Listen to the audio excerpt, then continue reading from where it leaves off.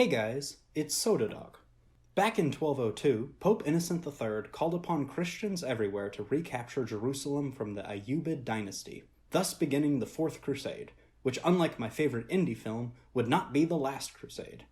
They assembled soldiers from all corners of Western Europe, from the Roman Hainault to the French Normandy, so these craped crusaders decided they had to first take Egypt from the Muslims.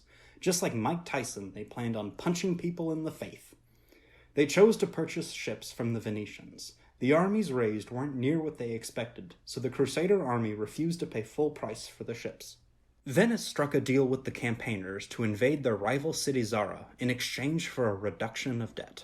Agreeing to the terms, the Crusaders, devout in their resolve to spread Catholicism wherever they could, went about their plan a little unorthodox. They sacked and pillaged the Catholic city of Zara to the chagrin of Pope Innocent. The Pope was so mad that he even disowned his own army for this failure to excommunicate. This was only temporary, and found that his troops had just lost their way.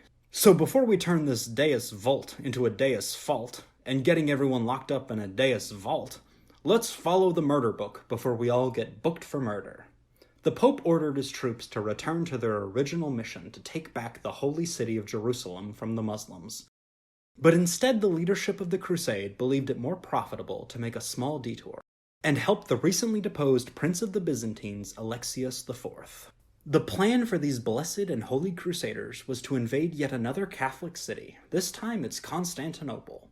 The goal would be to reinstate Alexius IV, who in turn promised enormous sums of money and pledged support to the Crusaders. The Byzantines lined up their forces at Galata Tower, but the army was quickly overwhelmed because just like the Children's Crusade, they didn't have enough infantry. The plan worked.